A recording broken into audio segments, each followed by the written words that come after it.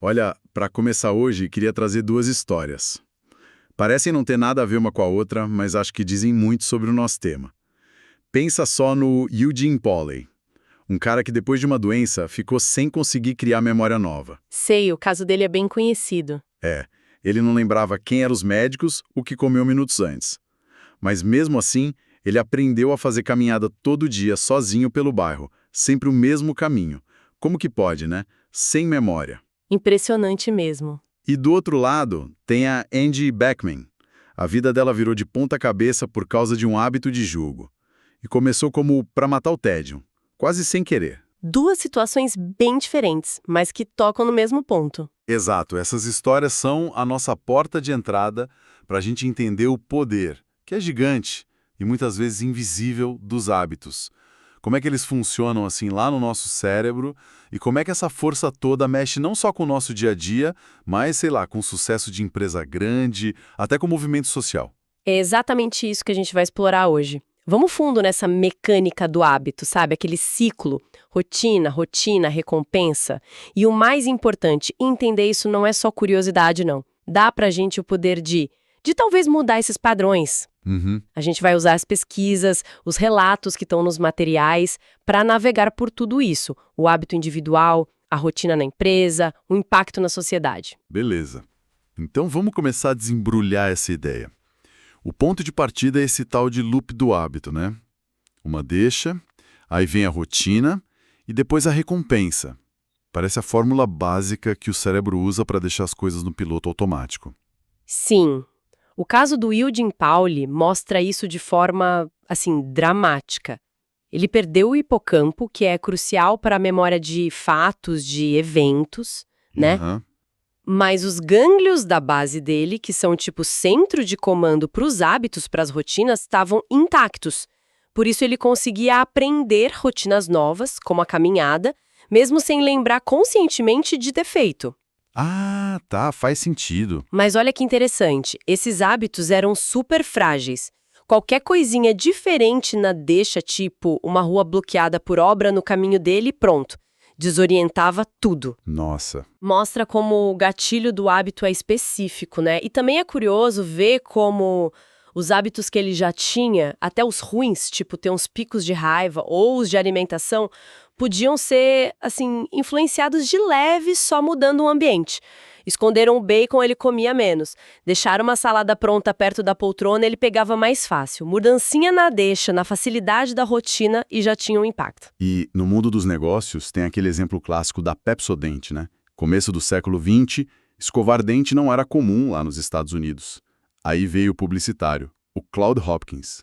Genial ele. Muito. Ele sacou uma deixa quase universal, aquela sensação da película no dente, sabe? E ligou isso a uma recompensa que todo mundo queria na época. Sorriso bonito, status. As regras dele eram simples. Acha um gatilho claro, óbvio, e define uma recompensa clara.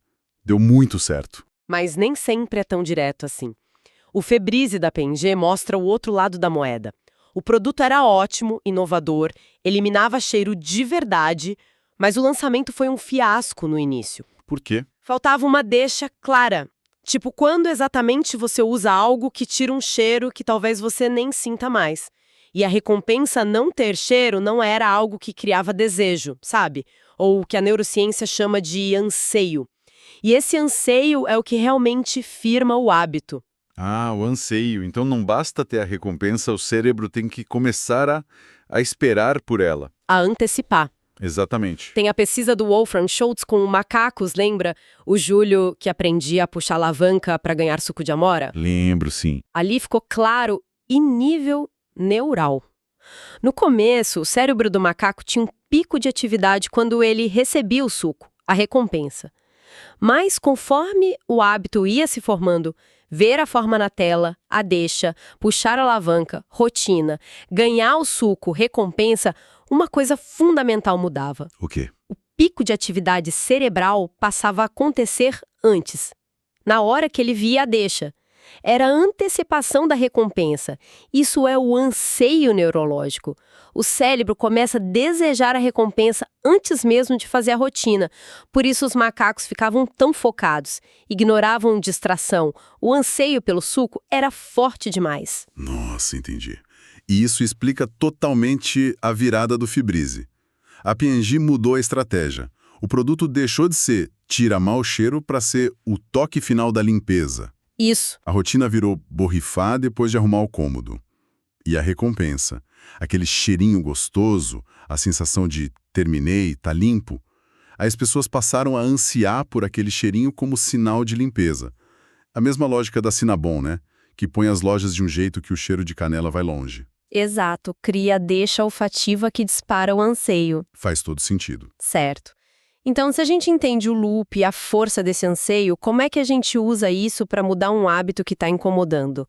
A abordagem que parece mais eficaz, segundo as pesquisas, é a tal da regra de ouro da mudança de hábito. Regra de ouro. Não tenta acabar com a deixa ou ignorar a recompensa. Mantenha a mesma deixa, mantenha a mesma recompensa ou uma que satisfaça o mesmo anseio, sabe?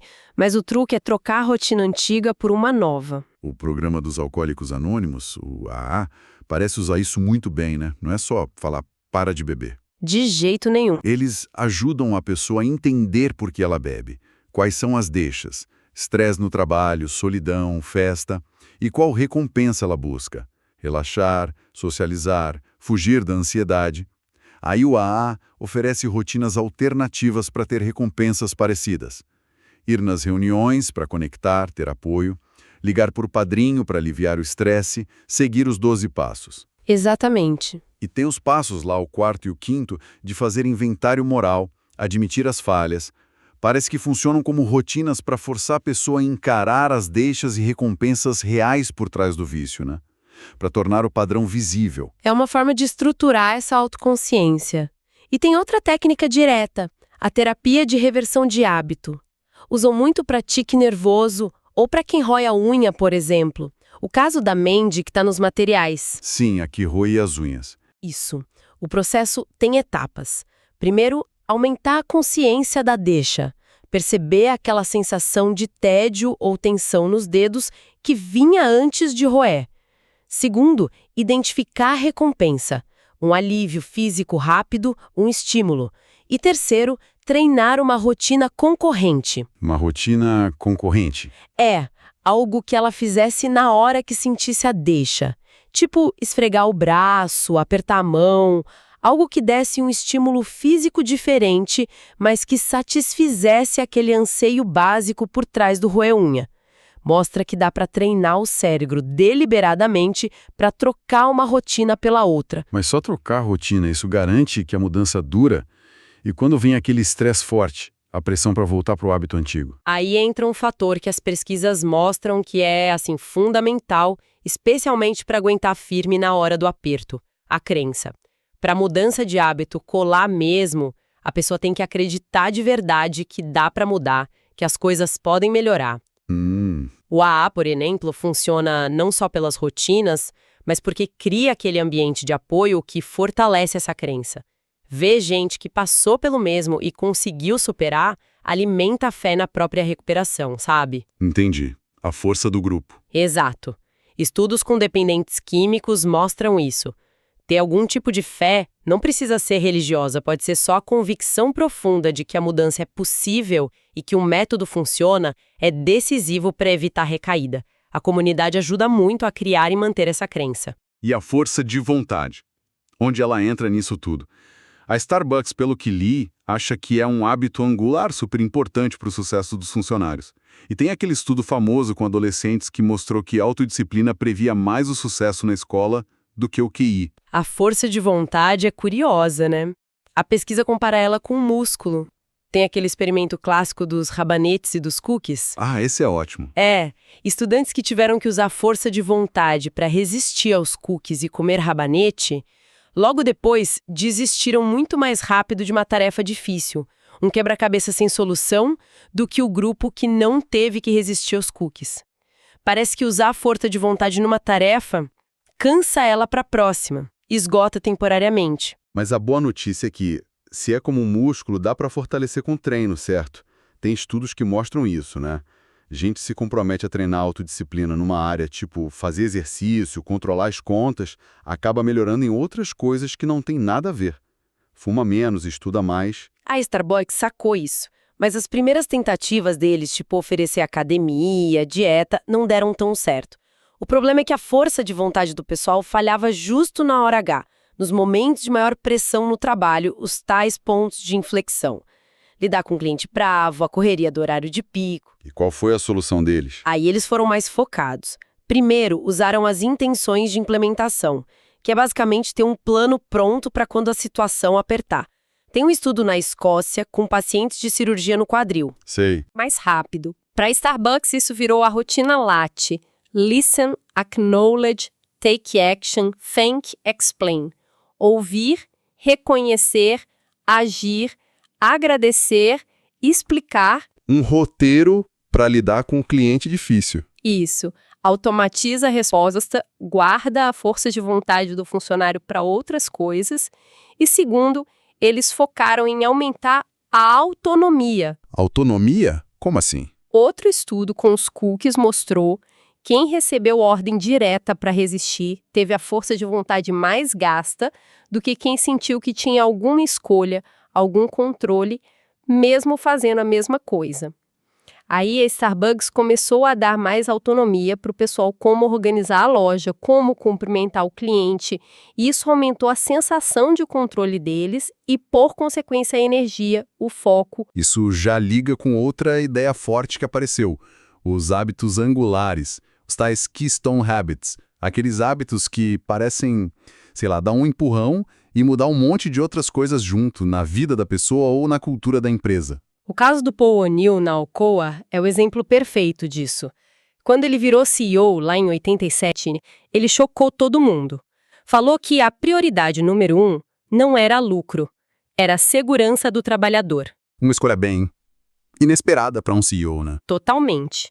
Mas por quê? O O'Neill sabia que para mudar a cultura da empresa, que era muito antiga, ele precisava de um foco que unisse todo mundo, sindicato, gerência. E segurança era esse ponto comum.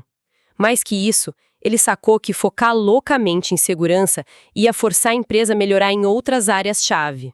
E como que um foco em segurança conseguiu transformar uma gigante industrial? Ele aplicou o loop do hábito de forma estratégica. A deixa, um acidente de trabalho. A rotina. O presidente da unidade onde aconteceu tinha 24 horas para ligar direto para o O'Neill com um plano para evitar que acontecesse de novo. A recompensa. Promoção, reconhecimento, tudo estava ligado a seguir essa nova rotina de segurança. Nossa, pressão total. E o resultado foi uma cascata de mudanças. A comunicação entre os níveis teve que ficar mais rápida, mais eficiente, tiveram que investir em treino melhor, equipamento melhor, os funcionários ganharam poder para parar a linha se vissem risco, e isso, por tabela, levou a processos mais eficientes, menos desperdício. No fim, a Alcoa ficou muito mais segura e, para surpresa de muitos, muito mais lucrativa. Incrível. E esses hábitos angulares parecem funcionar por alguns caminhos. Primeiro, eles criam pequenas vitórias. Na Alcoa, as melhorias na segurança deram um senso de progresso. Mostraram que dava para mudar, sabe? Isso deu confiança para mudanças maiores. Outro exemplo são as rotinas de visualização do Michael Phelps. O nadador? Isso. Dava a ele uma sensação de controle, criava pequenas vitórias mentais antes da prova. Ou marcos simbólicos em movimentos sociais que dão um gás para o pessoal. Entendi. Pequenas vitórias geram impulso. Exato. Segundo, eles criam estruturas que ajudam outros hábitos bons a aparecerem. O exemplo do trabalho do O'Neill investigando mortalidade infantil. Ele insistiu em ir na causa raiz e isso forçou agências diferentes a trabalharem juntas de um jeito novo. Criou uma estrutura para lidar com o problema. Outro exemplo mais simples, manter um diário alimentar. Um estudo mostrou que só fazer isso já fazia as pessoas identificarem padrões e sozinhas fazerem outras mudanças saudáveis. O diário criava estrutura para a autoconsciência. Faz sentido. E o terceiro? Terceiro, eles ajudam a moldar a cultura, a incorporar valores novos. Na Alcoa, a segurança virou um valor tão central que ficou fácil tomar decisões difíceis, tipo demitir executivo que não ligava para isso. Em lugares como West Point, a garra, a resiliência é desenvolvida não só individualmente, mas por hábitos de apoio mútuo que criam uma cultura de grupo forte. Falando em grupo, em coletivo, como que esses princípios se aplicam a movimentos sociais? Aqueles que querem mudanças grandes na sociedade. As fontes falam de um processo de 3 fases, né? Sim, parece que tem um padrão recorrente. Fase 1. Começa com laços fortes. Amizade. Geralmente, a faísca vem das nossas conexões mais próximas. Pensa na prisão da Rosa Parks em Montgomery. Sim, um marco. Outras pessoas negras tinham sido presas antes pela mesma coisa, mas a Parks era diferente. Era muito respeitada, muito conectada em várias redes, igreja, grupos civis. A prisão dela ativou na hora esses laços fortes. Foi um amigo, o E.G. Nixon, que mobilizou a reação inicial e foi ele que ligou para um pastor jovem na época, Martin Luther King Jr. O movimento nasceu ali, na força da amizade, do respeito. Fase 2. Aí vem a expansão pelos laços fracos. A comunidade, a pressão dos pares. Para o movimento crescer, ele tem que ir além do círculo íntimo, né? Aí entram os laços fracos. Conhecidos, colegas, gente que a gente encontra em grupos. A pesquisa do Mark Granovetter mostrou como esses laços são importantes para a gente ter acesso à informação nova, a outras redes. Exato! No boicote aos ônibus de Montgomery, a adesão em massa não foi só por amizade a Parks. Foi também pela pressão social enorme dentro da comunidade negra. Participar virou quase uma obrigação social. Não participar podia significar perder respeito, status. Tem estudos sobre os jovens do Freedom Summer, aqueles que foram para o sul registrar eleitores negros. Arriscadíssimo na época. Muito. E o que mais previa quem ia participar não era a convicção ideológica da pessoa. Era se ela já pertencia a grupos, igreja, associação de estudante que já tinham essa cultura, essa expectativa de ativismo, a influência dos colegas, o sentimento de pertencer, são motores muito fortes. E aí vem a fase 3, consolidação com novos hábitos e identidade. Para não ser só um protesto passageiro para coisa do irá, o movimento tem que dar para os participantes hábitos novos. Hábitos que criem um senso de identidade de grupo, que façam o movimento se autoalimentar. O King e os líderes dos direitos civis foram geniais nisso ao ensinar a não violência. Não era só estratégia, era um jeito novo de se comportar, de se ver, era um conjunto de hábitos. As reuniões nas igrejas eram chave para isso. Funcionavam para ensinar, para reforçar esses novos comportamentos e a crença na causa. De um jeito parecido com as reuniões do AA, sabe? Reforçando a mudança coletiva. E dá para ver uma lógica parecida no crescimento da Saddleback Church, do Rick Warren. O foco nos pequenos grupos de estudo nas casas criou os laços fortes. Mas o pulo do gato foi desenvolver material que ensinava explicitamente os hábitos da vida cristã. A ideia era clara.